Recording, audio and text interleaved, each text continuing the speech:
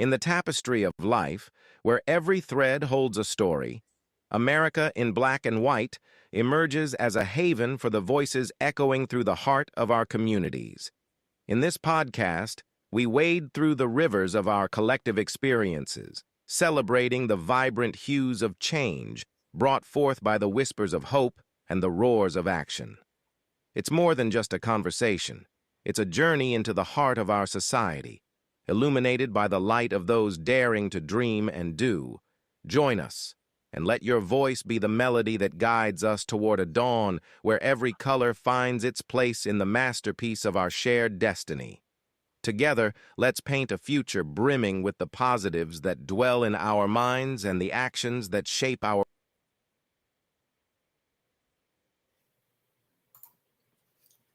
Good evening, ladies and gentlemen, and welcome to another episode of America in Black and White, where we are coloring conversations on America's canvas.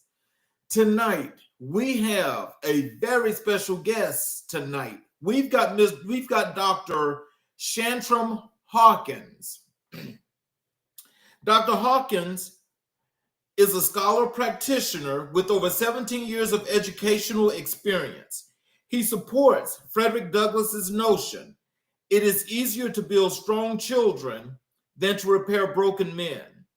His educational background includes a Bachelor of Arts in Music Performance from Southern University A&M College, HBCU, a Master of Arts in Human Services specializing in marriage and family counseling from Liberty University, a postgraduate degree as an educational specialist specializing in school and community organizations, and a Doctor of Education in Leadership from American College of Education.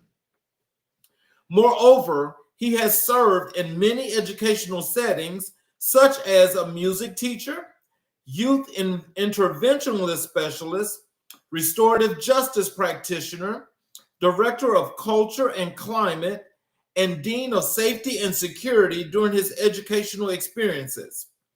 Dr. Hawkins collaborated and worked successfully with key stakeholders and functional teams to maximize academic and behavior capacity for students' success. In addition, he has a record of building relationships, incorporating family engagement, lowering suspension rates by 70%, and implementing individualized behavior modifications through a positive reinforcement mentorship and restorative practice interventions. Dr. Hawkins is an active member of Kappa Delta Phi Pi Educational Honor Society and an active member of Educators for Excellence. Ladies and gentlemen, I bring to the show Dr. Shantram Hawkins. How you doing, sir? I am well, Mr. King. How are you? And thanks for having me on the show. I'm so excited to be here. I'm just ready. Well, I'm happy to have you here. Is there anything that you'd like to add to your bio before we jump into the show? Nah, I'm just a servant of God. I'm just a prison to pipeline disruptor. I call myself the human savior of African American males. That's what I am. Oh, wow. That's powerful in itself. And, I want to tell you, when I first connected with you on LinkedIn and I read your profile, that's when I reached out to you, because I'm like, that is what this platform is about. It's about building communities and making people stronger, as you say, with the Frederick Douglass Code. So as we jump into the show, I'm going to start with the one thing that really, really stands out, which I know a lot of people don't understand or know about, and that's with the restorative justice. Okay. Can you tell us what initially drew you to the field of restorative justice, and how did you get started? There's numerous of things. I remember when it first was introduced to Chicago public schools. I remember the teachers went crazy, like, this is stupid, it's dumb, it's not going to change, it's not going to modify. The kids don't want to learn this stuff, they don't want to experience it, and the teachers was just closed-minded. However, during my educational research and my educational experience as an educator, I realized that punitive situational behavior modifications doesn't always work, such as I'm going to punish you, such as I'm going to suspend you, such as I'm going to give you in-school suspension, detention, or any other type of punitive behavior modifications. It doesn't always work. It will only teach kids to be sneaky, to watch, to change their way of doing things. It doesn't correct behaviors, and it doesn't give students time to reflect. It only just teach them not to do it again, but it doesn't actually correct the behavior. Restorative practice is actually an old Indian behavior modification in the sense of community building, as you stated earlier. So the Mhm. Native Americans actually used this when someone did something wrong to break breach of confidentiality, behavior modification, such as something that is out of community standards. So they would use the restorative practice or peace circle to restore the brother or sister, which is also biblical. If your brother or somebody offended you, you bring them, first go to them, or if that doesn't work, you go to the elders. So it's a restorative process. So Mhm. how this process work is you get a group of people together and we basically just talk it out, and we talk about how we value and we appreciate you. And we talk about the what, when, why, how, and what, caused the behavior infraction or the incident, or we can basically just talk it out. But the bottom line is we come up with strategies and solutions, and we talk it out. We talk about how we love and appreciate each other, and we talk about that we need each other to rebuild and restore the community. That it just brings everybody back as a whole. So when one leaves a peace circle or restorative justice circle or whatever you want to call it, or because you actually don't have to have a circle, it could be a restorative conversation can actually take place on one-on-one. So we just basically talk about our feelings, we express each other, and we also get a chance to build internal stimuli on corrective measures, and we understand each other's feelings, we develop compassion, and we learn how to move forward from there with restorative practices. Now, I did some research on this because I actually had two guests. It was like towards the end of Mhm. last year, right?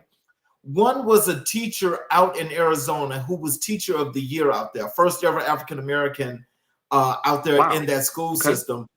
And when he first brought that to my attention, right? I'm not gonna lie to you, I was like, restorative justice, like, what is that? And so as he got to talking about that, I mean, it was like that was really, really intriguing because, as he was explaining it, as you're explaining it, you can get a whole lot more from that and you can get a lot more out the Mhm. kids. But the second time I heard it, there was an actual young man that's actually doing some work with adults via the prison Mhm. system, reentry Mhm. system. And he's doing that in Yes. Chicago. And when he was doing that, and when he was on the show, and when he was talking about how he was using that, I'm like, oh my God, this is like really something that I'm sure that there are many, many school systems, especially those that they consider to be failing Mhm. school systems, that they should be using something like that. But what I'm finding is that from the Midwest to the West is where this has caught on. But here on the Sun Belt, which is the Southeast, going further Mhm. east, I'm not hearing much about that. Well, let's look at the data. The data, we know for a fact that restorative practices reduce suspensions rates. That's non-negotiable. And we do know Mhm. that. I've also worked in school settings where we've reduced suspension up to 70%. That's factual just by using and incorporating restorative practices. But as I stated earlier, one of the reasons why a lot of people are not into it because we want justice now. We want them to go to jail. We want them to suffer. We want them to have a ticket. We want them to be suspended. We want them to be punished. We don't want them around us. And one of the reasons why that's another issue is we don't want to go within. One of the things that I've learned in counseling, sometimes you have to go within. What about this situation? What about this behavior? What about this person that really internally aggravates me? And that is the part that people don't want to exercise. So sometimes it's not always the other person that caused the harm, it's the harm you've done to yourself. for not healing yourself, Mhm. for not forgiving yourself, for not accepting yourself. So sometimes someone else's behaviors could pull out that ugly trajectory that is within us that we don't want to identify. So that is the biggest issue Mhm. that we have with restorative practices is we don't want to go in with self. Because self, remember I said restorative is for everybody Mhm. involved. Right. Oh, wow. How do you define restorative justice and how does it differ from traditional punitive The way approaches? I defined it, I will give this. Now, this is not the definition of this is really really exhaustive in nature, but I want to be clear. um One Mhm. sentence, how would I describe restorative practices? The art Mhm. of forgiving self and the others. Mhm. Mhm. Oh, wow.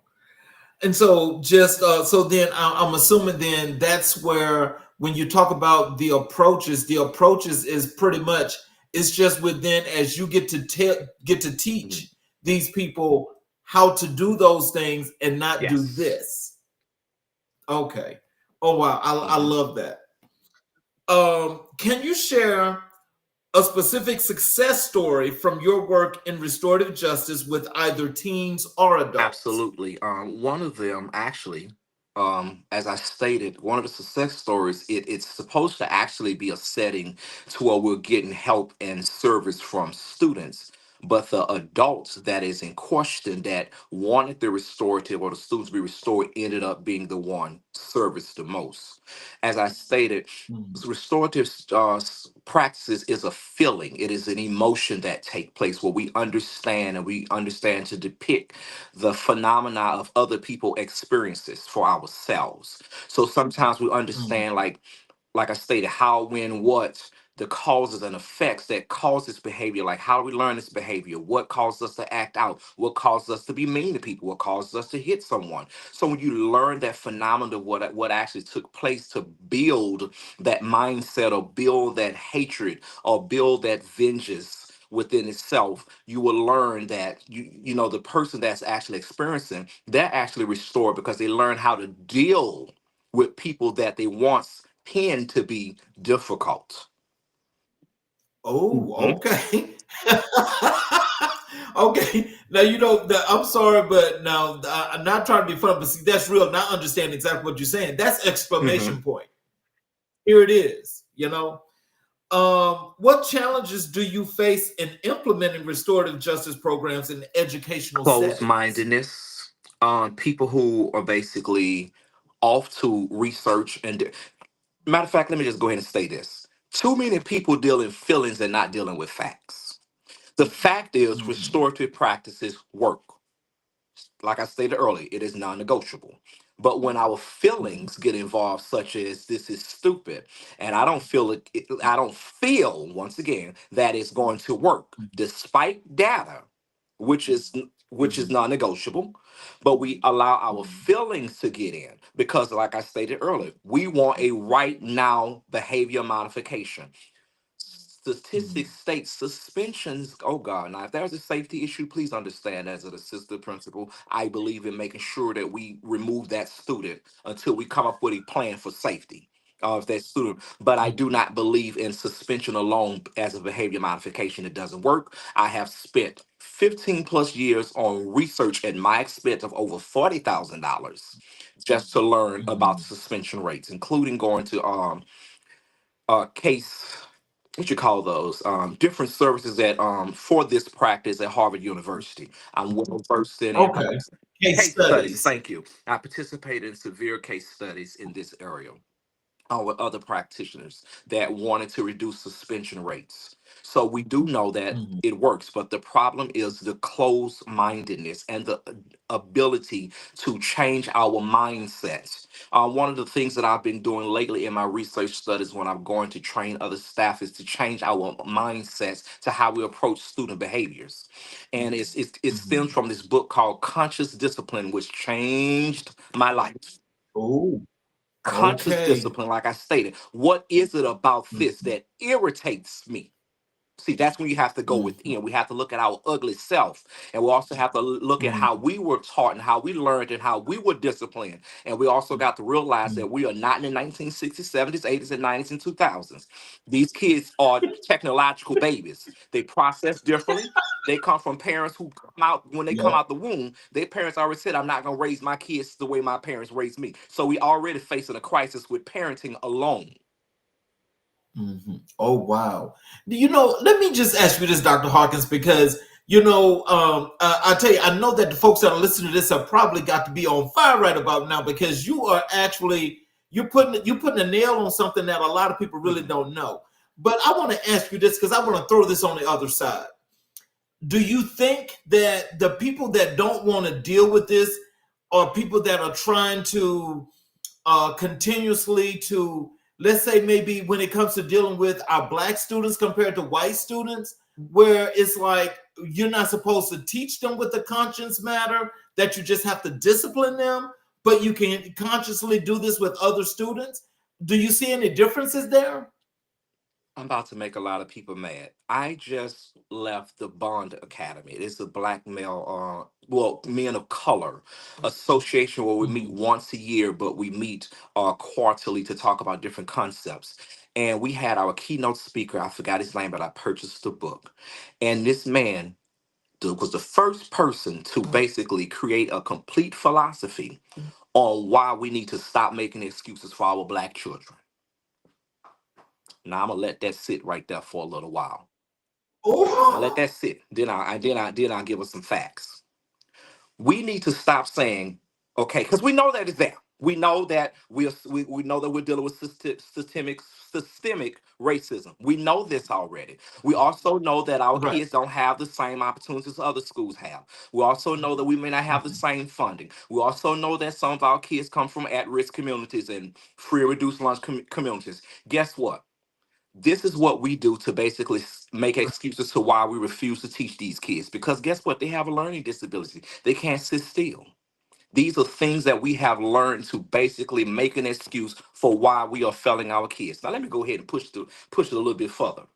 I work in Chicago public school system and I worked for years. I worked in the public schools, I worked in the charter schools, and I worked in the option school. And one thing that I've learned, there is no difference in any of them. The only Mhm. difference is I work with more black people educating our kids for years. And I've also worked with these same teachers that have failed kids for years. I've also know that these people hide behind the union and pensions that to keep them in the position to continue to fail kids. And I remember when COVID first hit, and a lot of people saying our kids were behind. I deal with facts and not feelings. A Mhm. lot of people say, well, our kids are behind because of COVID. False. Our kids were already behind, and they were behind by the same teachers that's been here for years. And of course, they voted on getting me out. It didn't work. I left on my own because sometimes you got to say things that's going to make things ugly. Now, I'm off task a little bit, but I'm going to bring us back there. Now, Mhm. the facts are our black boys and our black girls are some of the smartest and the most brilliant people in the universe. Remember, we built America. Not Oh, just on did all we right. build the buildings. Guess what? We built the air conditioner. We built everything that go up in the house, including the refrigerator, everything that part of your car. We've done it all. Black Mhm. people, we have built your doorknobs. We have built everything that's in a home. Mhm. So that's from brilliant minds, including the cell phones that we use. Mhm. Okay, just everything. The phone. I mean, the lights. Come on, it was built by black people. Right. So the problem is, other people know that. Thank you, Dr. Carter Woodson. Uh-huh.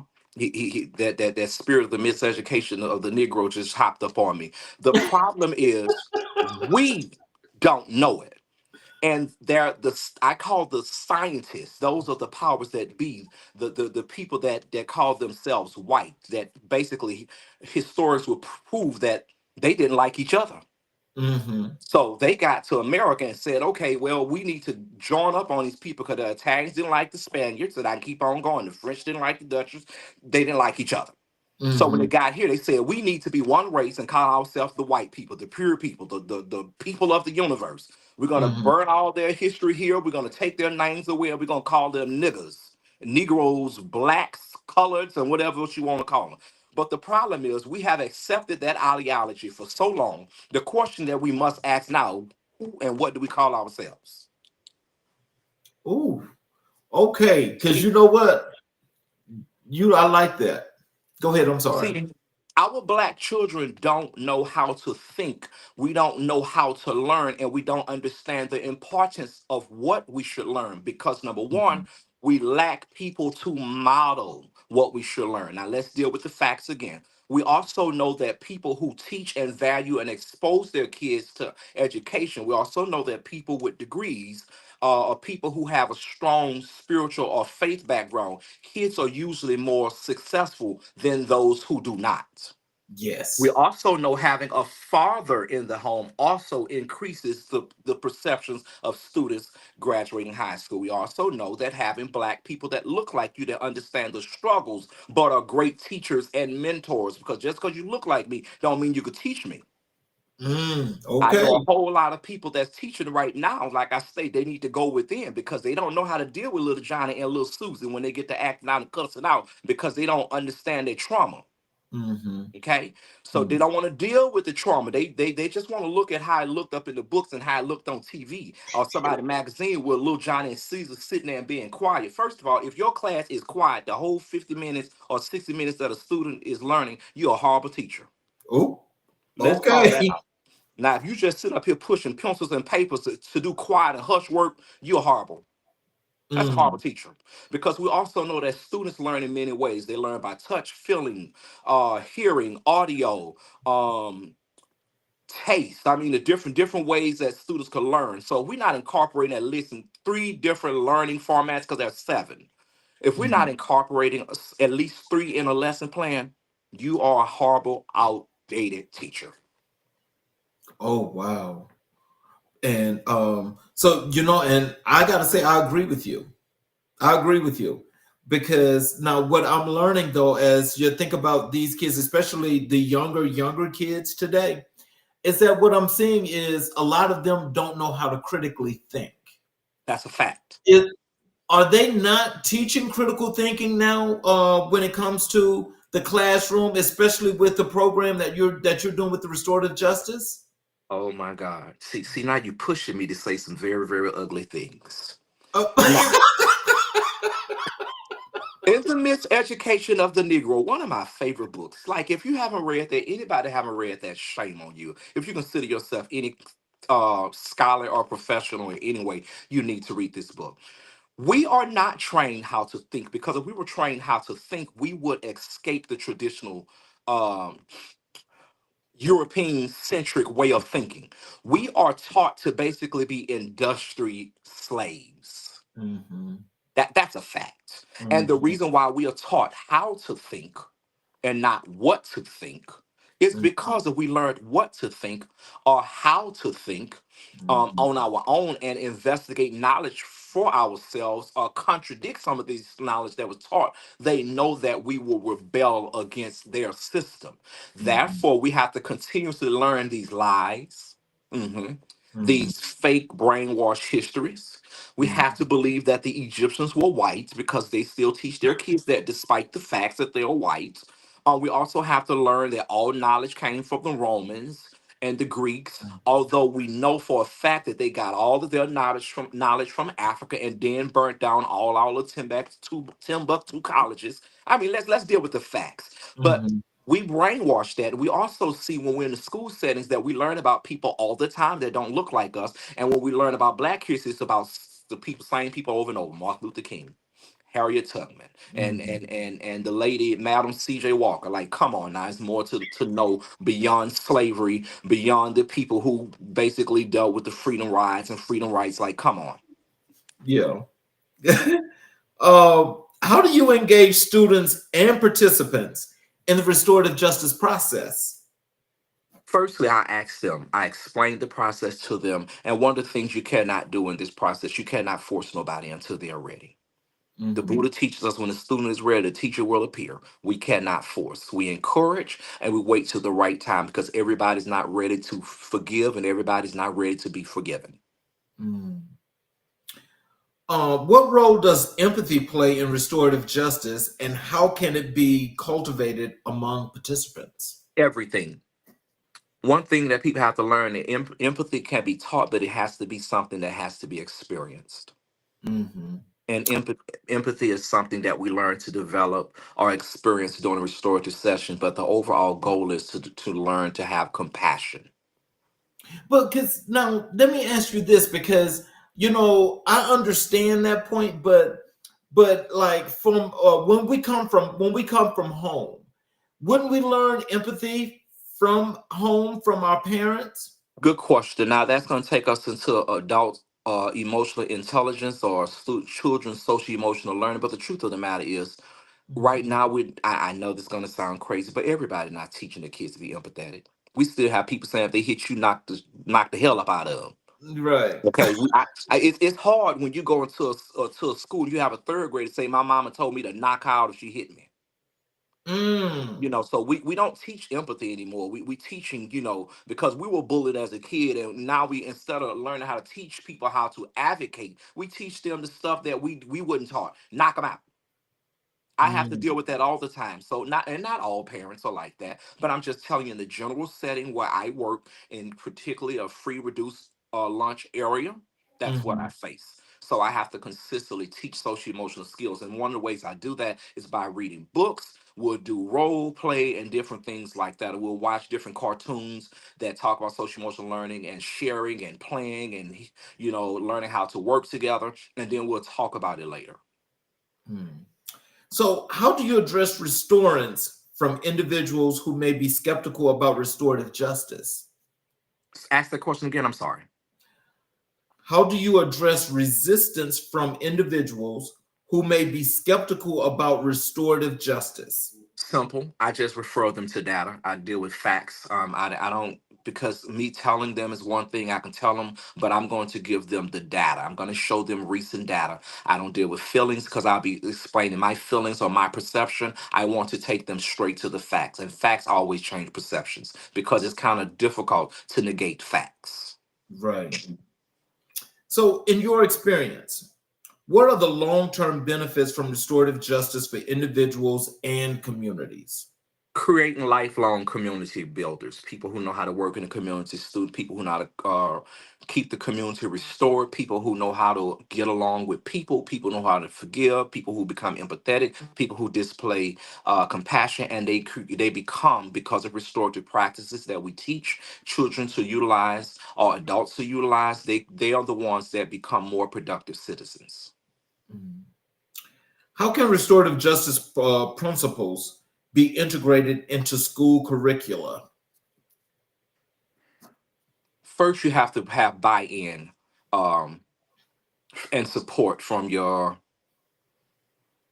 I forgot what that's called, but anyway, your stakeholders. Mhm. That's one of the most important things, and one of the things is basically to just consistently probably teach, do some PowerPoint presentations, do some real world experiences, and actually do some case studies, in the circle, and some role playing, some acting out, and people get to experience what it's like to be in a restorative setting. And people who never done it before always come out with a different perception on what restorative practices is in just by participation. What advice would you give educators who want to incorporate restorative practices in their classrooms? Bring someone in that's well skilled, well versed, well knowledgeable, well experienced, and I'm talking about someone who have dealt with restorative practice from every vernacular, from kids to adults, from the church setting to the community setting to the school setting to the prison setting, to people who do it in their homes. Now let's focus on that part right there, because you can't take somebody else that you're not practicing inside of your home. So Mhm. that's the person that you would need to bring in. Mhm. So, in the beginning, you mentioned something that I think a lot of people may have heard, but not really familiar with. But I'm sure that in your process of explaining this, they will. So, tell us, what does that mean when you say you are a disruptor of the prison pipeline? Absolutely. So coming in the educational setting, now, first of all, let me give you, I was that person because that's how I was raised. That's how I was taught. I wasn't taught theory. I was taught basically the disciplinary strategies that come from the slave master. You do it, you get knocked, you get your butt whooped. You Mhm. do it, you get your butt punished. You do it, I'm going to take this from you. You do it, it was just the punitive, punitive, punitive, punitive, punitive. But we know that psychology, Skinner teaches us that positive behavior enforcements actually work. So one of the things was I had to disrupt my thinking, take away my childhood stuff, take away my community practices, and look at a different vernacular of what other strategies. Because guess what? My method is now not working for kids. In fact, studies have shown that kids that continuously receive punitive actions actually act out these actions, and they become mean, they become disruptive, and they get to the place where like they just don't care anymore. And the average youth will straight up tell you, I don't care. So we want to avoid that I don't care, because that's the lack of empathy and lack of compassion. So that's what we want to avoid. So one of the things that made me get into this was I felt like there was more. It had to be something different. And I was searching and searching. Even when it first came out, as I stated, Chicago Public Schools tried to implement this 10 or 15 years ago. And I was one of those people who was sitting there thinking it was crazy.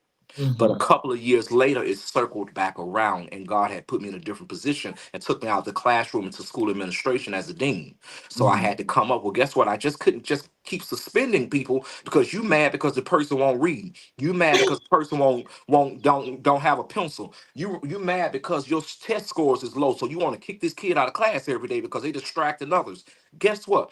I had to learn, teach myself how to teach these other people. So I had to do some empirical research and reading some peer-reviewed articles on what worked to help restore and bring our kids back to the baseline of functioning. Because it's stuff that I'm trying not working. Detention not working. Making the right lines not working. What other punitive strategies that the school system allows, they wasn't working. So therefore, I had to investigate other levels of knowledge, and that's what brought me to this place of restorative practices. Oh, wow. Well, you know something? I gotta say this. I think that when it comes to other school systems, and I don't know if you guys get records of who's using practices and who's not, but I'm more than sure that when you see people to the right, you know, coming back towards the East Coast from where you are, when knowing that they're not using those practices, Hmm. and you know the people to your left going west, that they are, that it's a clear sign of what's happening in the educational system. What would be some of the things, if you had to have your opinion of what would work and what not work, what would you implement into the educational system and what would you take out? Several things. One, I will make sure that every teacher having their lesson plans, the social emotional learning component. I don't care if it's math. I don't care what the subject is. The other things is I would make sure you have 3 to 5 different learning styles for our kids, because we know that there are 7 ways that students learn best, particularly African American males. You cannot do just regular rote teaching and sit down and listen. That it doesn't work, because our males are easily disengaged. So we have to make sure we have different learning styles. So I make sure that all teachers have that. The other thing, I will make it mandatory that every 6 months that all staff are trained on adverse learning, adverse childhood experiences, adverse trauma. Okay, we have to be reminded. Not only reminded, we have to deal with case studies, recent case studies, or what are we experiencing in our classroom. I'll make sure that teachers are trained every 6 months. Some people might say that's too many times. No, because guess what? I see it too often that our same teachers that go to school with their high school degrees and they go and get all their training, they really don't learn how to actually deal with the classroom. They really don't learn how to deal with classroom management. They really don't learn how to deal with a kid with autism, a kid with ADHD. And you also know that right now we're no longer using that traditional model where our special education kids were in that set alone classroom. We're now blending them. So we need to know how to teach these kids and how to teach everybody else to learn to get along with these kids and help these kids. The other thing that I would do, because we know that children teach children, I would make sure that we implement the group model. We need to get to the point to where we're not so much in front of these kids lecturing each other. We need to learn to teach them to inquire knowledge for themselves, to investigate knowledge on their own. It's so many things that we're lacking, that we are behind. The other thing, I would look at some of the things that China doing to their kids at early ages. They're teaching some of their kids different strategies. We still outdated with the way we do math alone. We still outdated with the way we teach movement, music and movement. With some of our kids have fine motor skill issues, even in fourth and fifth grade. We still have people that don't know how to hold a pencil.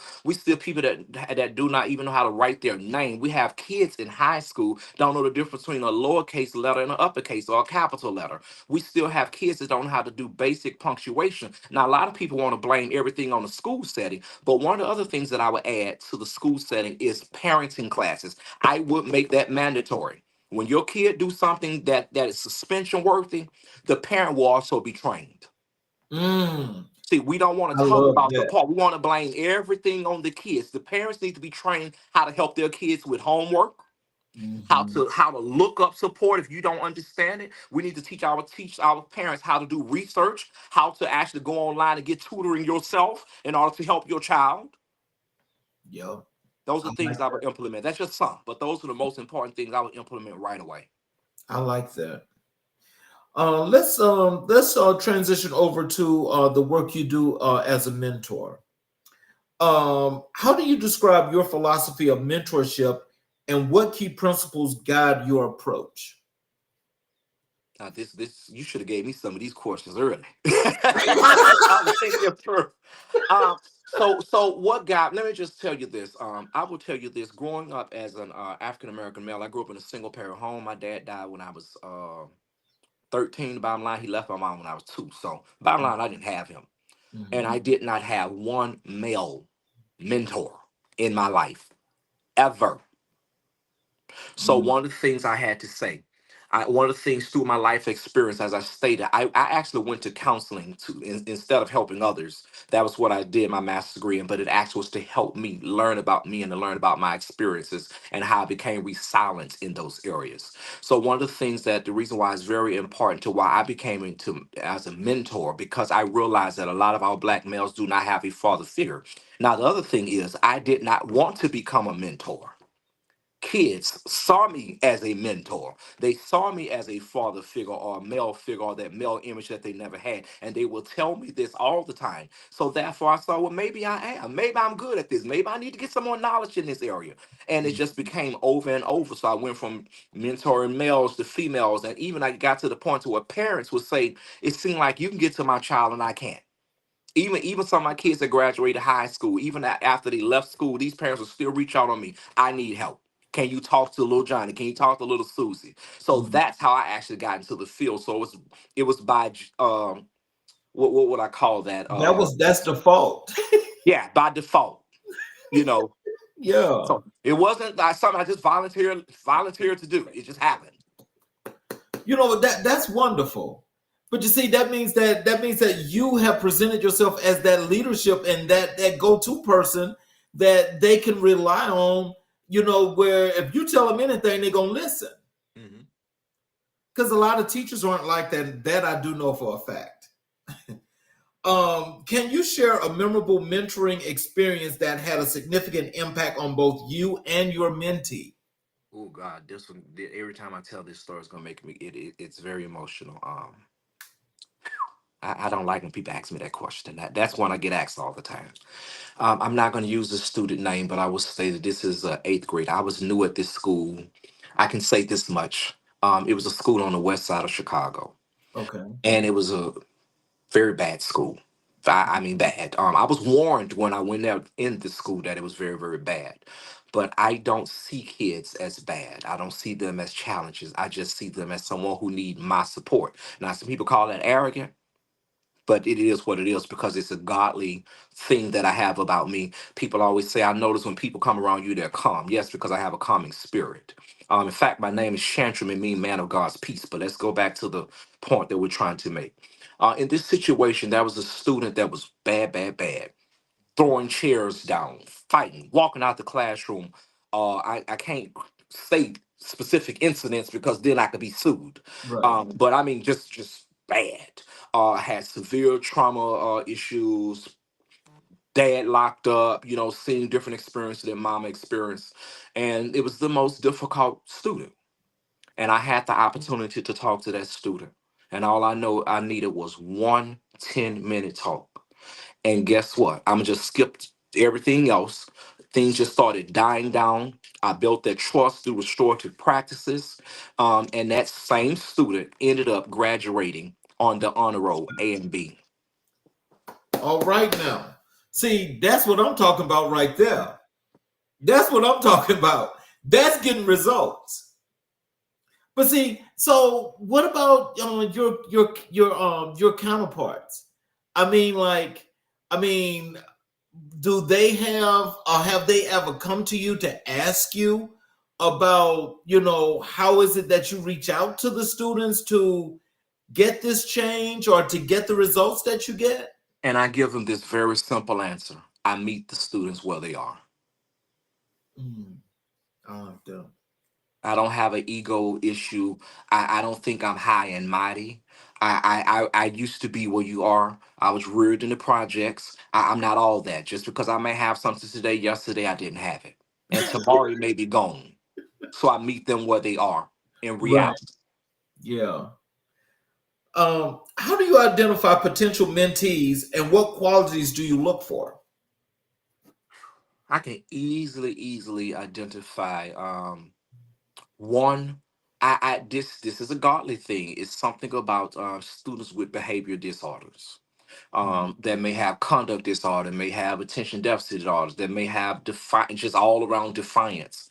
I don't know, but those are the people that I spiritually gravitate to, and those are the people who I feel like that I'm in position to help on a spiritual assignment. How do I identify them? I don't.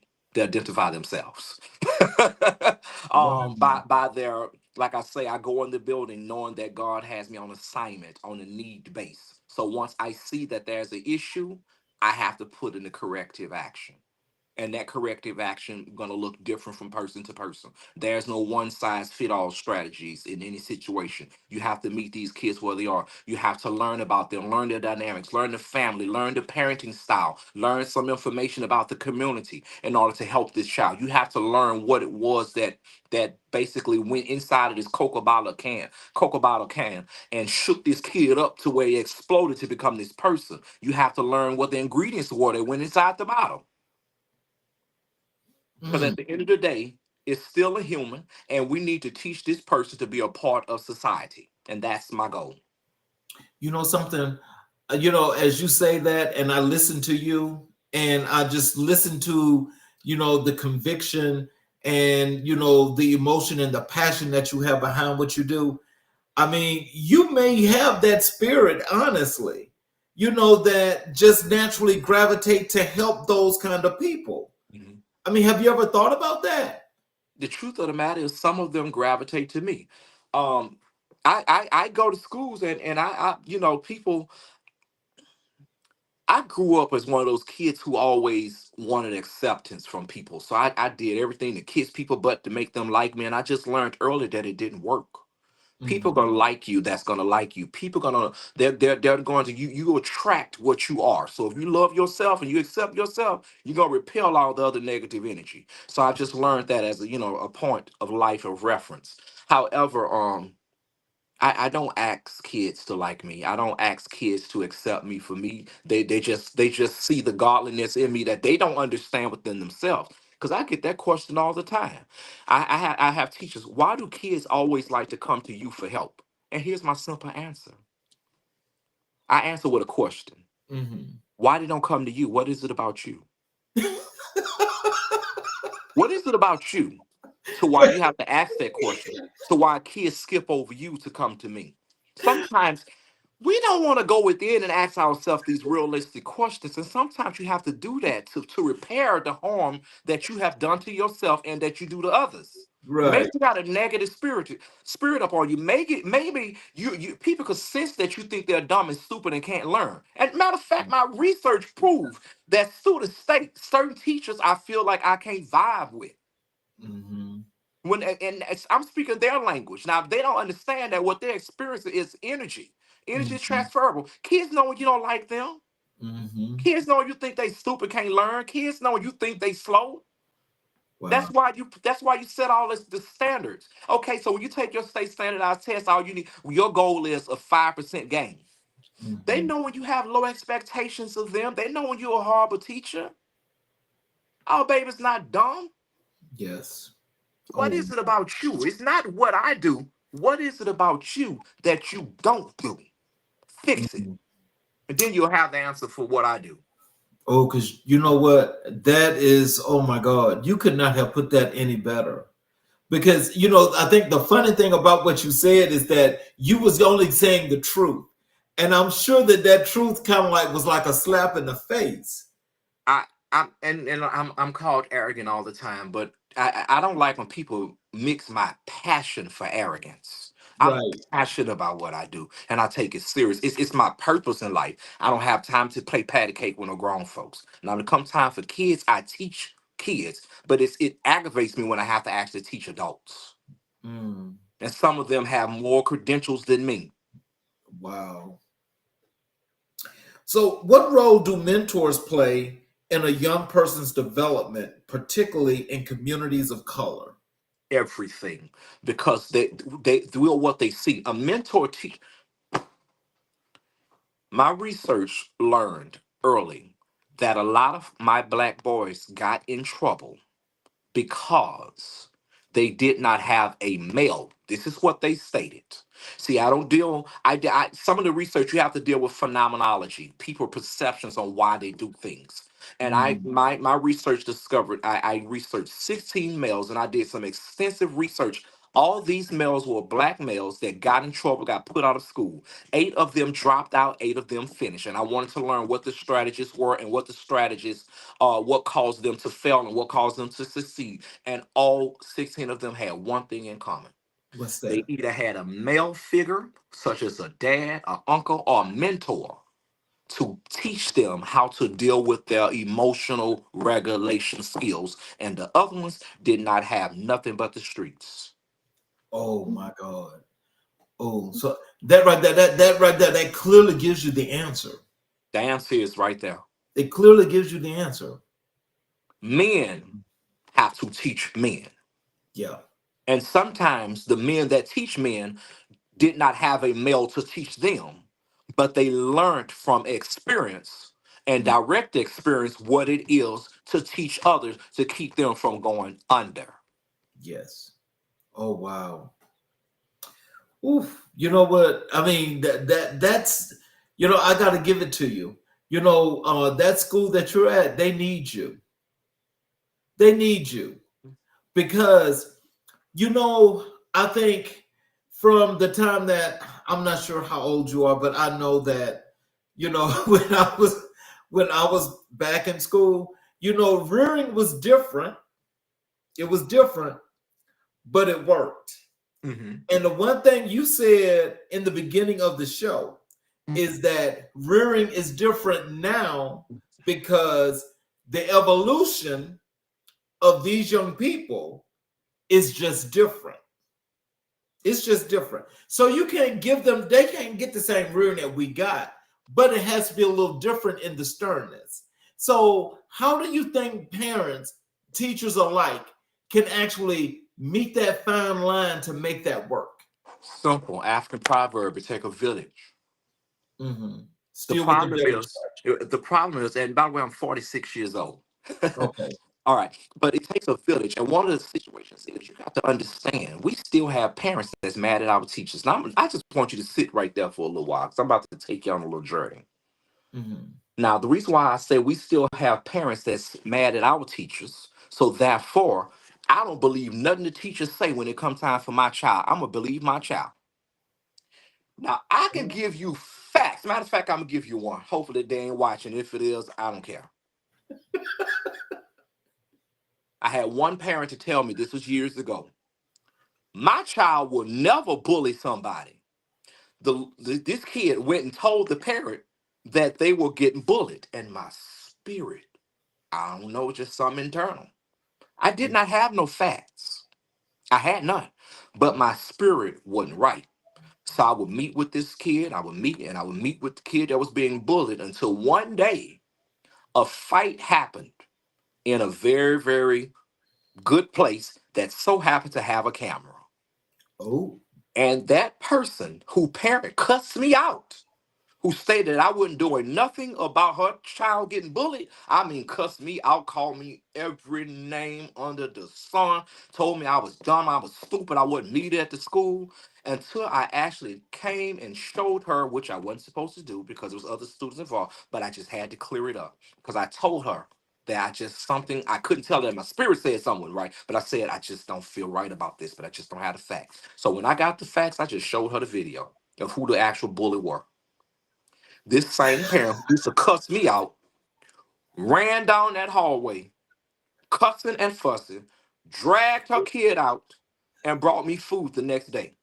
Now I accepted that I didn't eat because you're not gonna kill me. I appreciate the kind gesture, but I'm not gonna eat it. I got Doggone, go ahead apologies on now. and everything. Yeah, Oh Lord. Oh my God. Hey, so how do you measure the success of your mentorship relationships? easy. I like that. I see. Like I say, I like to deal with the facts and not the feelings. I measure it my success by the actions. I had another parent who used to get mad at me for always calling her and telling her that this child did this and this what I did instead of punitive action. Used to cuss me out. I'm tired of you calling me. And this same parent ended up being one of my best friends. I changed her Well, trajectory. And not only that, I started having her. I said this, something tell you to come with me for a few days and just volunteer and just mhm, shadow me. And mhm, she apologized. I did not know that this stuff actually take place, especially with my own kids. See, it's one thing to look in, because remember I say that parents, they still mad at teachers of what happened last because teachers used to call the homes and the parent beat them and the parents believe them. So parents are still mad, mhm, at those moments. So we dealing with parents right now that just don't believe anything the teachers say. You can give them facts and they're gonna still say, I believe my child. So mhm, I measure my success by the change in actions, change of behavior, the facts and not the feelings. The proof is in mhm. the pudding. So, can you discuss the importance of the vulnerability in the mentor-mentee relationship? That's a slippery slope. Um, Mhm, because I don't like to, when people become too familiar, or you just you have to be cautious and have ethics and boundaries when you're mentoring, because I don't like hearing these stories that I mhm, have been hearing lately. In fact, mhm. it's public knowledge, like even in Chicago public schools we have a lot of legalities that's going on against peer to staff to student issues that took place, or issues that wasn't properly reported, or so those different things. So that question alone is a slippery slope. I got you. However, I want to make sure that whatever you do is ethical and you create boundaries. You don't put yourself too much into that situation to where you're exposing too much trying to get someone else's attention. Keep it ethical, keep it boundaries, and switch those conversations when they're inappropriate. Mm, okay, I definitely understand that. How do you support your mentees in settling and achieving their goals?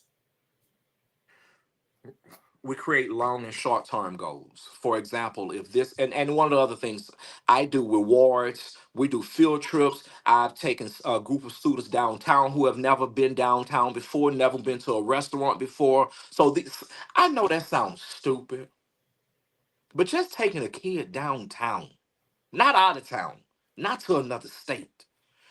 I've taken kids downtown on field trips who have never been.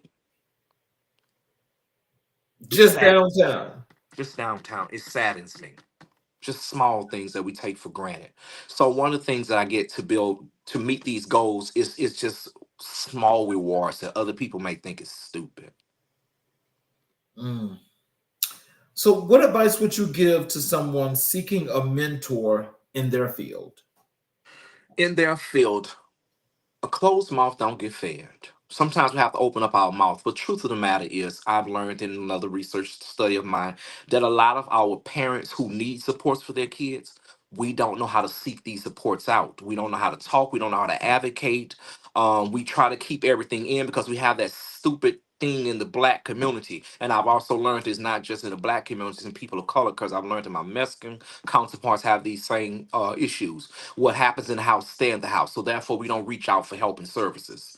And that's one of the biggest issues that we have. But online, like particularly right here in Chicago, even my two boys, although I'm a male, but I believe in a village approach. I have them in a mentor program. You have growth community here. You have urban male mentors. We have community funded groups. There are church groups with John Hanna and New Life. I mean, there are people who are serious about this call, who have accepted their calling, not to preach the gospel, but to actually go out here and save souls, realistic souls, and helping people become young men to build community. So Mhm. how to reach out? Simple Google search. Simple acts. Simple go to the school guidance counselor for support. I want to give people real strategies. I don't want to make it difficult. Just simple open up your mouth and say, I need help with my son. But I'm gonna tell you that this is what you're not gonna do. You're not gonna go and get the little gangbanger off the streets. Now I'm not saying he can't be a mentor, but I want kids to see, not just hear people. We don't need to just hear you talking. We need to see you living. We need to see you doing it. We need to see Mhm. somebody. Our kids need to see somebody look just like them who understand their struggles. That's the type of Mhm. mentor that you need to see. You know, I've even had people to come into my school that have been in the penal system for years and got out. I want you to come and talk to my kids on what you are doing now, what got you in, and what you're doing to stay straight. Ooh. Because your voice could save a life. Your voice could keep somebody from killing somebody or commit suicide. Your direct experiences is what's going to change and help our boys. Mhm. Oh wow.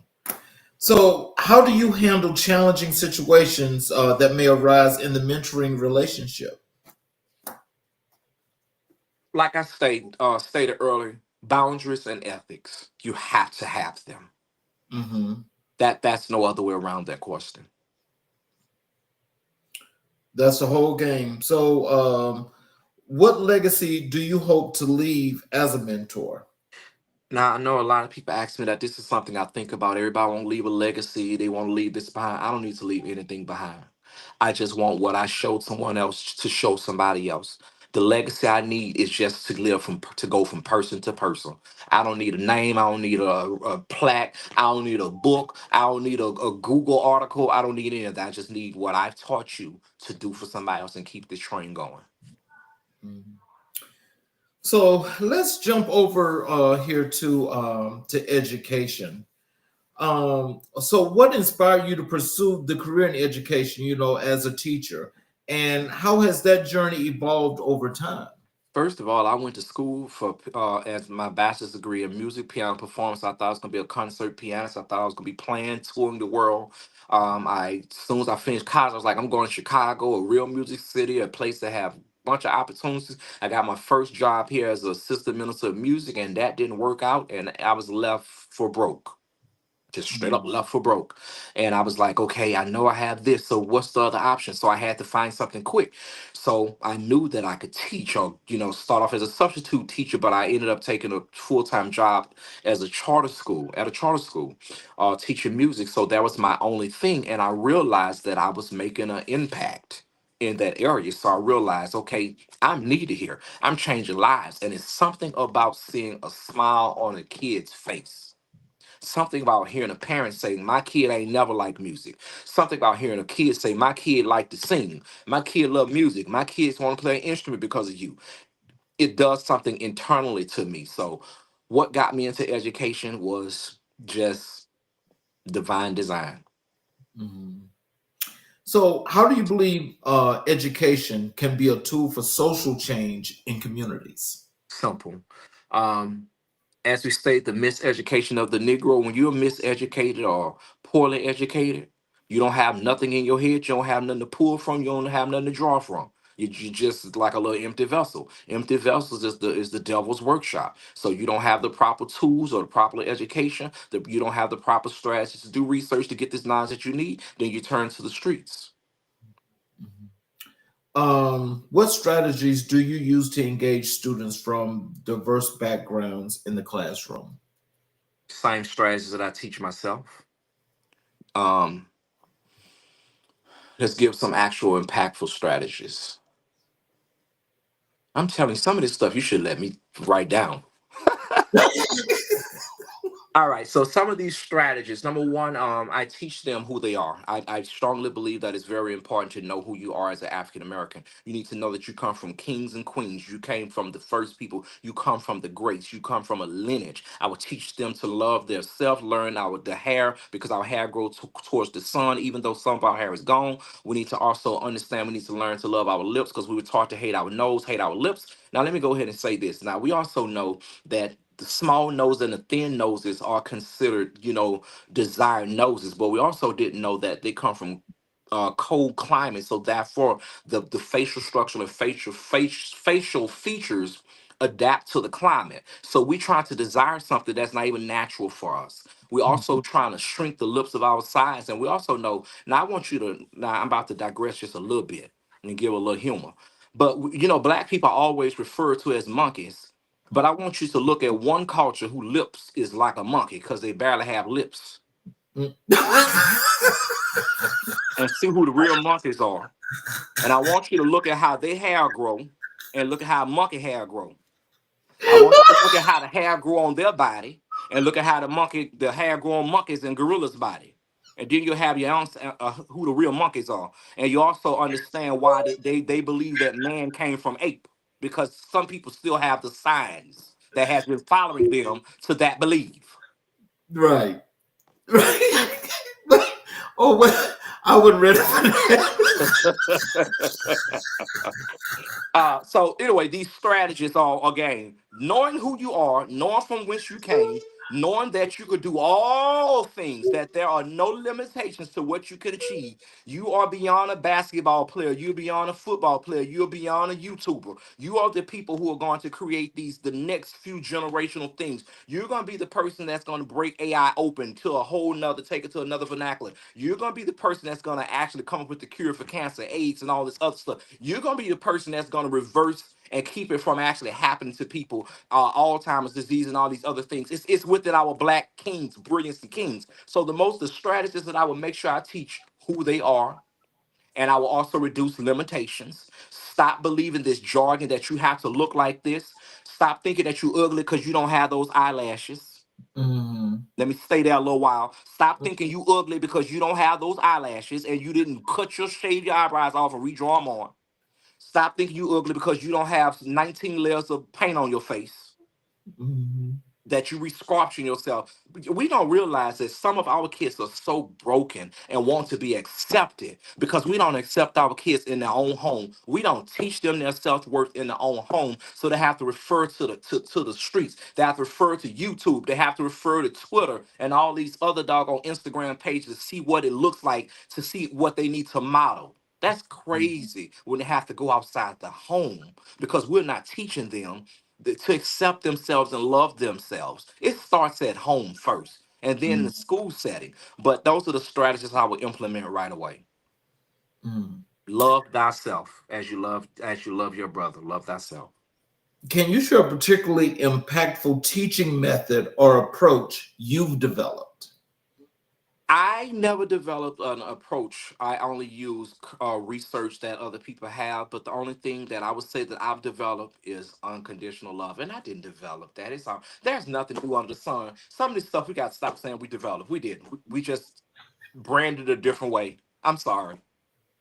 I Just just teach change. love. You just changed the I package. just changed the package. I just teach love. I be love. I'm not a fake and I'm not a phony. I don't like fakes and phonies. I just deal with them with a long handled spoon.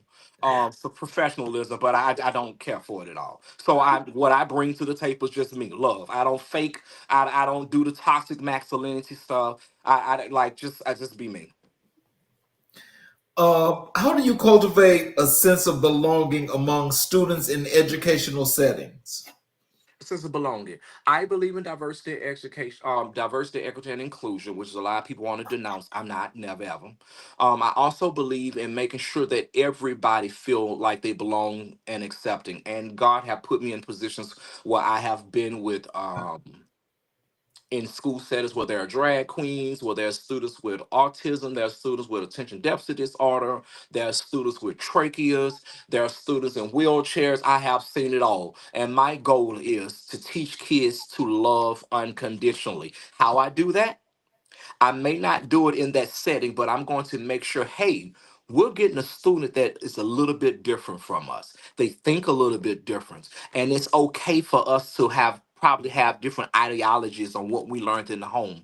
But guess what? Everybody deserves to be appreciated and accepted. We don't have to agree, but we have to be respectful to everybody. So I will bring things in that manner. Sometimes you have to do role play. You have to use secondary resources on how to have these uncomfortable conversations a lot of people don't like to have because we have our own biases, and that's a dangerous thing to have because something we were taught in church, and we nasty to a student because we grew up with our religious ideologies and our philosophies, but we want to bring that to our classroom and our school settings and our leadership settings. You're a horrible person if this is what you're doing. You need to Mm, understand. You have to denounce all of that kind of stuff. We do not love a kid, and we do not be mean or cruel to kids because they're gonna know you don't like you. They're not gonna give you their best performance. They're not gonna score high on tests because they know that you think horrible of them. They can feel it. I have mhm. not met one kid over 12 years old that can tell me which teacher that don't like you or what teacher you think don't like you. And I will ask why. And I promise you, they'll have the facts. I go to that same teacher. What is it about LaJohn that you need help with? And they can tell you. And they're gonna tell me. Yeah. What role does culturally relevant Pedagogy. pedagogy, Pedagogy. yeah, yeah, play in your teaching practices? Everything. Like I stated earlier, we need to stop teaching our kids about all these white people.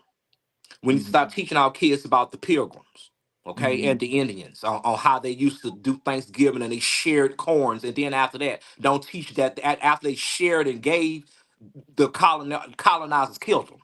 Okay, we need to stop mhm, teaching that everything was peaches and cream, such as our mhm, Trump. He wants to erase history. The first thing we need to stop.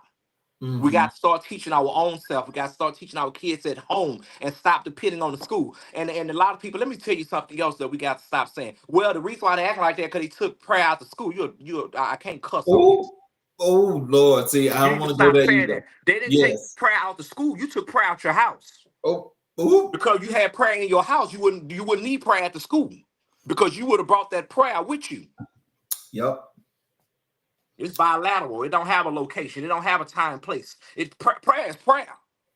So Hmm. we have to stop making all these excuses on why people act. The reason why they act like that because of you. Mm. How do you address the social and emotional needs of your students in addition to their academic needs? Like I say, that's a case by case. I will make sure that they learn how to come up with coping strategies for self. Like I say, we have to learn how to go within. We have to ask ourselves, what is it about this situation that make me act like this? What about this student that make me respond like that? We have to make sure that we go within and we come up with practical strategies to use and tools for ourselves and how we perceive others in that social emotional setting. Now, one thing that we when we recently talked, and I told you we do Black History 365. Okay. And I ask you, who were the most influential people in your life and your career? You said Dr. Jawanza Kunjufu Uh-huh. and Dr. Carter G. Woodson. Yes. So, can you tell us how have Dr. Jawanza Kunjufu's teachings influenced your approach to education and mentorship? Right now, Dr. Konjufi just departed from us, I think last month or April. So he's an ancestor. He have written so many books why I was confused and I'm trying to understand what my life path is. So I've read so many of his books, and his mission is the same mission that helped me understand what it is that I'm dealing with. What is my life purpose? And his mission was to save Black boys of color.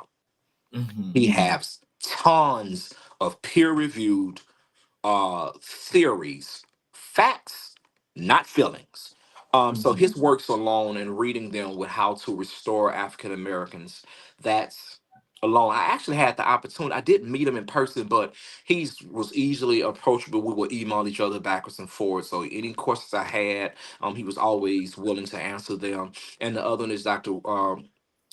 Uh, Jesus Carter, The Miseducation of the Negro. Now I understand I didn't know these people directly, but they left. Now their book Mhm. is and was a legacy. Mhm.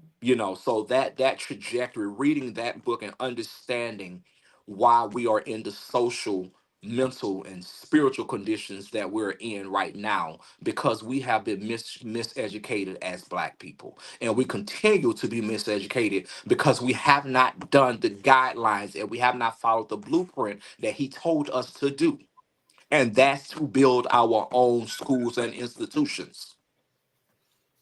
So can you speak to the significance of Dr. Carter G. Woodson's work in relation to Black history and identity? First of all, Black Dr. Carter Woodson, he is actually the founder of Black history. He's the actual first person to actually record African American history. So he is the father of all of that.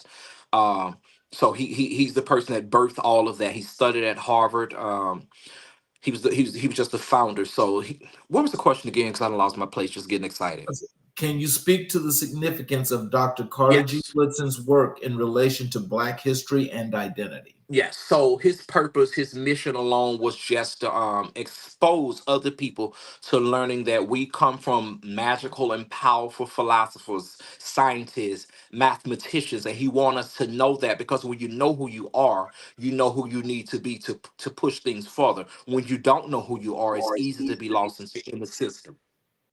Mhm. So, in what ways do you incorporate the philosophies of Kunjufu and Woodson into your work with students and communities? His biggest thing was to make sure that everybody know that our Black boys are brilliant. You have to see them different. You have to see them beyond being a thug. You have to see them beyond being a womanizer, a whoremonger, a druggie, an alcoholic. You have to see them beyond being a statistic to society, or menace alone to society. You have to see them as brilliant. When I walk up in the classroom, people get mad with me, but I refer to all of my students as scholars.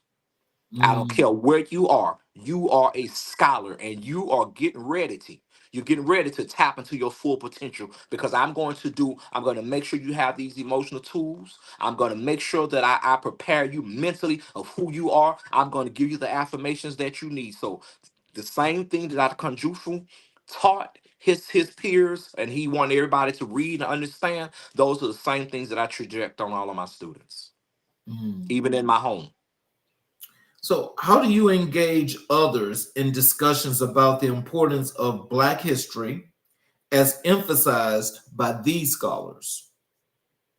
I recently did a movie that's very, very popular that won a prize with one of my friends, and hers was just to talk about Black history and how it actually moved forward and help us. But with some of our colleagues, that this is it's a difficult conversation with the way people view the purpose and the need for Black history. And one of the things that I've discovered, that from my colleagues, I have to say what they say directly. It's difficult to really teach our kids and delve into Black history outside of Black History Month, when you have to squeeze what you can in a small amount of time. Because if I don't teach my kids to pass this test and I have low percentage scores and I don't have no growth, I risk not having my job. So most times I'm having conversations about teaching Black history, or strategies to encourage Black history. It's difficult because most of my peers have to worry about keeping their jobs and making sure people pass standardized tests, which is regurgitated knowledge, and knowledge that somebody else told them what to think and not how to think, as we stated earlier. Mm. Well, I think that, as not just myself, but now pretty much, I think all platforms that are like this one, in some shape, form, or whatever have you, we're all doing Black History 365 is because you don't have to be reminded, but it's to let it be known, those points that you pointed out earlier as to the brilliance of the originator of the face of this earth. Mhm. And to let people know that this is where this came from, all these other things came from. It's just so happened that most people, and the people that say that they are the rulers of the world, are the biggest thieves. And Mhm. they're still stealing. Mhm. And so as they're stealing now, we just got to be a whole lot more on top of things as to claiming what's rightfully ours in the way that this system is set up to Mhm. be, you know, Mhm. because Right. I don't think that's ever going to end as far as the thievery, because that's going to continue. Right now, I'm in a different school setting to where I have less than 30% of my students that I oversee are black. Mm, Most of the population is Latino, and the other is other European and of Muslim, different nations, Islamic areas. Those are students who I teach, and we always have conversations. So I have to do some diabolical debunks. And when I deal with them and teach them the facts and I change their trajectory on what they were told about black people, that we're lazy, we're this, we're that, we don't invent anything, everybody hate us, and why is it black on black crime? And I had to tell them this is the one I always debunk them on. There's no such thing as black on black crime. I wish I had a clap machine right there. Um, see, that's some propaganda that they teach that black people kill each other. Did you not know that if we in a community among each other, who else is it to kill? mhm, Whoever thought about that? Do white people who live up in the communities who kill each other and they go and shoot each other, and most times they kill somebody, they killing like the minimum is one person, but they usually killing up a whole bunch of people. How mhm, often you hear about us going to school and just shoot up a bunch of people? Or just going in a church. Okay? mhm, So we got to stop saying that. All people kill, but they want mhm. to plate the narrative that only black people kill black people. All It's the no such negative thing. stereotypes. It's called situational crime. Okay? Mhm, Mexicans, if you're in your community only Mexicans, who else is it to kill? Nobody say the Mexican crime. Nobody say white crime. Nobody say Chinese crime. Like it's just black on black. That's a myth, and we need to stop it. We need to nip it under the bud and start exposing that. They also try. Nobody's pointing out all the great things that black people are doing. I told people that this year we're going to see more black male super intelligence, people that are exceeding all the expectations, and nobody's publicizing it. You're not gonna read about it in the article. You're not gonna see it on the news. You'll probably see it on somebody's Facebook post, and that's as far as it's gonna go. We have so many black boys excelling, getting millions of dollars of scholarships, and nobody's talking about it. But soon as little Johnny shoots somebody, soon as 11 black men jump out, 10 black males sneak out of jail, we want to publicize that. But white people been doing it for years. And guess what? They don't get found. right. They ain't trying to find them. But you know something? It's interesting that you mentioned that, because there's a young man that I am so proud that I've got the opportunity to meet that will be on the show. And he is definitely, without a doubt, unequivocally, a rising star.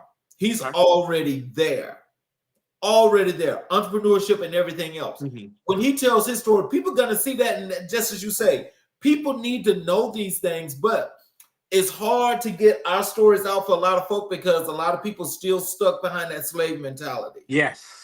So I mean, but it's going to be wonderful to see somebody like that. And you're absolutely right, because it's going to be refreshing to see this young man. Um, can you tell us what specific lessons from Conjunfu's work do you believe are most relevant for today's educators? Absolutely. As I can't say this enough, we need to see our black boys as brilliant. I have no specialized answer. I have no direct quotes to use, although I could have brought many books where I've highlighted stuff. But I'm going to give you the gist of everything he wrote. Our black boys are brilliant. The only thing is, you need to see it and align with it, because Mm, we've been conditioned that our black men is this, our black men is that. They all end up like this. Only a small percentage can make it through. You a lie. Okay. Okay. You're absolutely right about that too. Uh, how was Woodson's concept of self-definition shaped your understanding of cultural identity? Knowing who I am, knowing that I come from a lineage of greatness, knowing that I come from mathematicians, I come from people who invented every religion perspective that have spun off from it. I come from a legacy of people who hair grow to the sun. I come from a lineage of melanin, they're still learning how to decode melanin and why it's different and why some people don't even have this in their system. We Mhm. come from a level of greatness. I come from a people who didn't even have machinery to build pyramids. That was beyond some of these skyscrapers that we have. I come from a people that was so smart that they had to destroy them to bring themselves to the top. Instead of learning from them, which they did, and they went and created all the other little silly stuff and say, we created this and we're famous for this, just took all the knowledge away. But I believe in teaching our kids the reality. And when they learn who they are, my God, you never will understand what they could be. Okay. Can you discuss a specific lesson or text by Kanjanfu that had a profound impact on your career? Everything in his book. Like I said, I don't have any direct quotes. I'm not one of those people who can come up with different quotes and all those things there. But everything. He's written more than 15 books. I don't have all of them, but I have 5 of them, which are I call my key cornerstones. They're actually my book of holy writ. Okay. That I refer to whenever I need some of the concepts. So he even wrote a book on how to mentor our black males, developing strong black males. He has several strategies. How he even talked about how you can include hip hop into some of your mentor sessions. So he talked about that. But everything he's ever written, he's timeless, and he Mhm. will be for eons and years to come. Even his works, although he written them for black kids, but it could be done to any race, any creed of people could utilize his practices.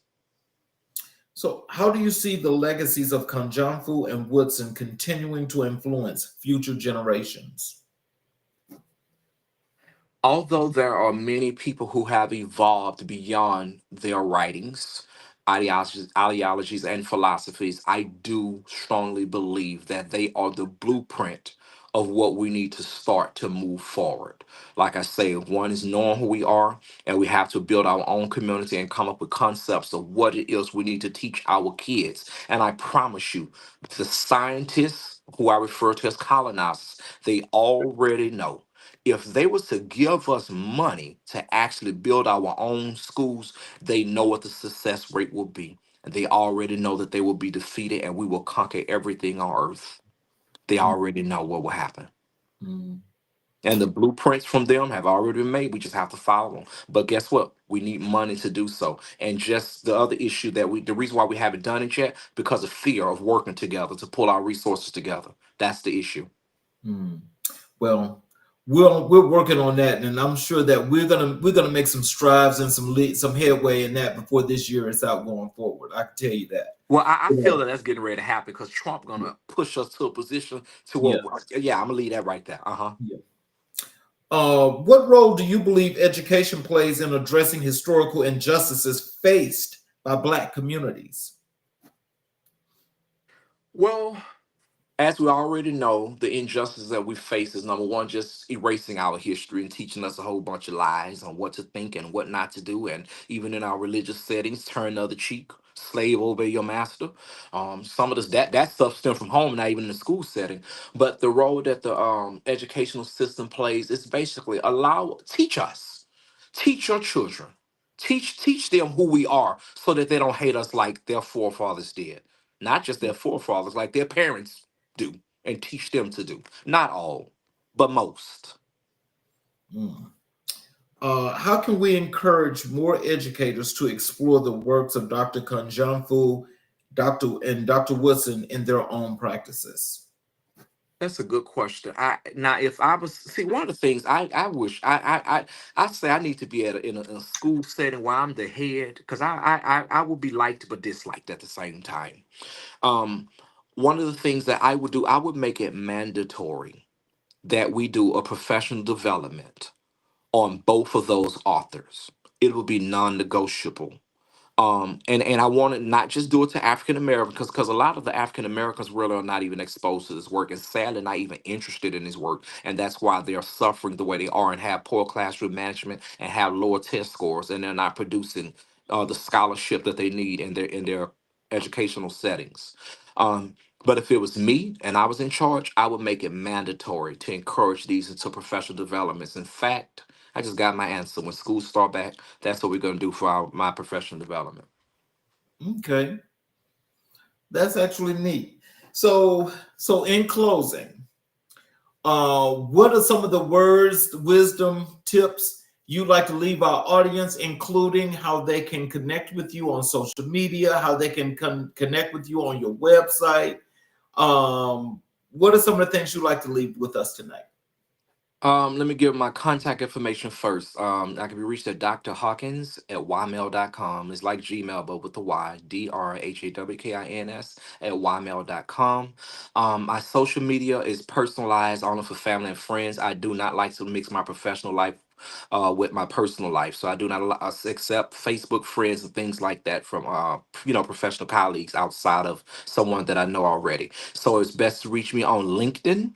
That's at Dr. Shantram Hawkins. That's SHANTRAM Hawkins, HAWKINS. And one of the things that I would want to leave you with, as I have stated over and over and over and over, see what you think you're looking at in a different lens. Mm. So I want to thank you, and we definitely got to have you back because you gave a class just now, and that was very fulfilling. Mhm. And I'm more than sure that the people out in the audience that was listening tonight, they got the message. Believe me, they got the message. For those of you that are watching and you just listened to Dr. Hawkins, Dr. Hawkins clearly just gave us a lesson in what it is to know not just your history, know who you are, but the importance of being being educated, being led by a mentor, and having the solid foundation in your life in order to move forward and to be that natural king and queen that you are. He has taught us just tonight what it is to know what your legacy is supposed to be. If you want to leave one, you don't have to leave one, but you already got one because of who you are. Mhm. So what we should be standing on is principle alone. We should be standing together as the group and communities Mhm. that we are. Separatism does not work for us. These are other people's ways, not ours. So our focus should be getting back to what we do, to our roots, being the people that we are. Let's establish who we are and let's reach back for those that need that hand. But Yes. for those that's already got that power, let's get these elbows locked and let's keep it going. This was a clear example of what we don't get in our classrooms because Black history to a lot of folk, as just was explained tonight, that's a threat for a lot of folk because we're naturally the people of the earth.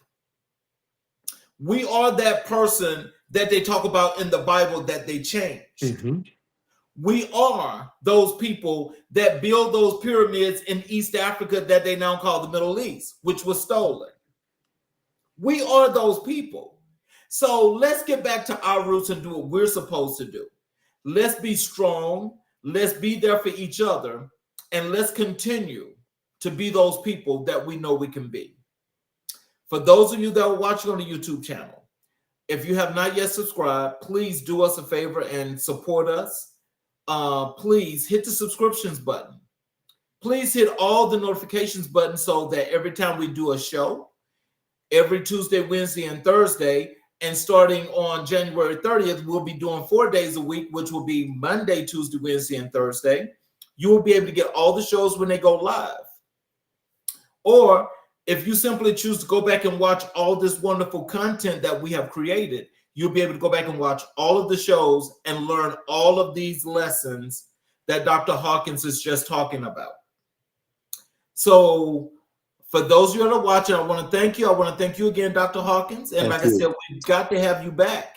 And for those of you that are watching, please come back and watch us again tomorrow night as we have another great and powerful show for you here on America in Black and White, where we are coloring conversations on America's canvas. Join us tomorrow night at 6 p.m. Eastern Standard Time. You guys have a great evening. Have a great week, and we will see you guys tomorrow. Thank you again, and y'all have a good night. Thank you for having me. Yes, sir.